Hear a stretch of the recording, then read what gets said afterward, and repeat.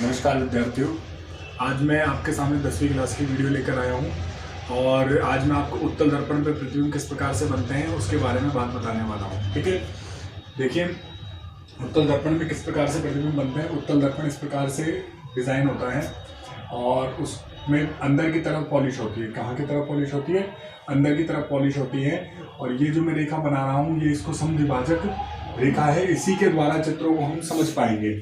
देखो, प्रकाश हमेशा बाईं तरफ से आता हुआ नजर आता है, यानी दिखाया जाता है बाईं तरफ से जैसे ही प्रकाश आता है वो इससे टकराकर नीचे की ओर न जाकर ऊपर की ओर चला जाएगा। ठीक है, वैसे ही प्रकाश की किरण जो नीचे से आती है वो भी अंदर की ओर न जाकर नीचे की ओर चली जाएगी। अब अपन जब इस चित्र को देख रहे हैं, ये कौन सा दर्पण है? ये है उत्तल दर्पण। कौन सा है? उत्तल दर्पण। ठीक है, अब जब इस चित्र में अपन उत्तल दर्पण में देख रहे हैं तो हम देख रहे हैं कि इसमें फोकस बिंदु कहीं नहीं प्राप्त हो रही है, क्योंकि ये दोनों रेखा एक दूसरे को प्रतिच्छेदित नहीं कर रही है। तो हमने देखा कि ये दोनों ऐसा लगता है, प्रतीत होती है कि यहाँ पर एक दूसरे को प्रतिच्छेदित कर सकती है। तो यहाँ पर हमको F बिंदु मिलता है, जो कि कैसा बिंदु है? काल्पनिक है। यहाँ से यहाँ की जो दूरी है इसको O बिंदु कहते हैं, O और F को कहते हैं फोकस दूरी। O व F को क्या कहते हैं? फोकस दूरी कहते हैं। आप कॉपी में नोट कर लेना इसको। और ओ एफ को, यानी जो फोकस दूरी है, इसको हम एफ से निरूपित करते हैं। तो एफ बराबर क्या होता है? यानी एफ को अगर दो गुना कर दें, यानी 2f बराबर क्या होता है? आर होता है। यानी यहाँ पर इसका क्या होगा? आर होगा। यहाँ से यहाँ तक की दूरी क्या कहलाती है? त्रिज्या कहलाती है, क्योंकि ये देखो गोलीय दर्पण है तो इसमें त्रिज्या होगी और इसको त्रिज्या को सी से निरूपित करते हैं।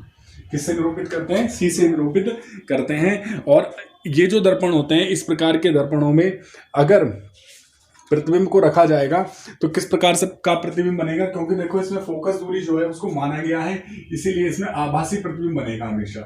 कैसा प्रतिबिंब बनेगा? आभासी बनेगा। और आभासी जब भी प्रतिबिंब बनता है तो हमेशा कैसा बनता है? सीधा बनता है। आभासी बनता है और सीधा बनता है। आपको ये बातें ध्यान रखनी है। जब भी कभी प्रतिबिंब आभासी बनेगा तो वो कैसा बनेगा? सीधा बनेगा और अत्यंत ही छोटा बनेगा।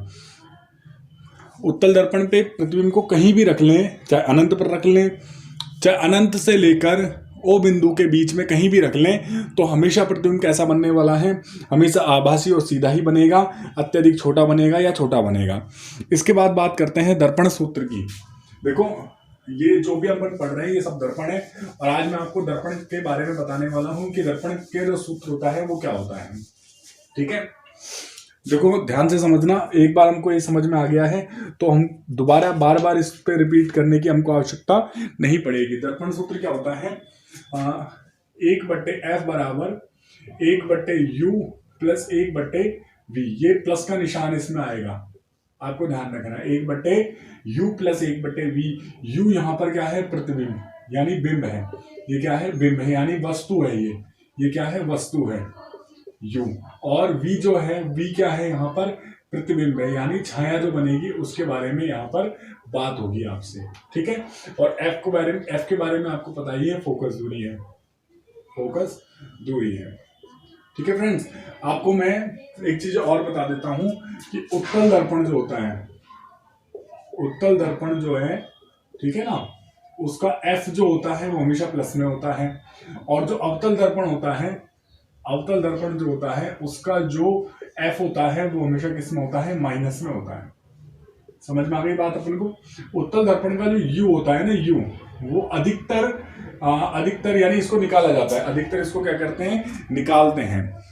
समझ में आई बात अपने? और v का भी मान अपन को निकालना पड़ता है।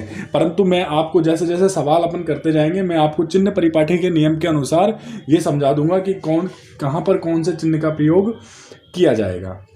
ठीक है फ्रेंड्स, देखो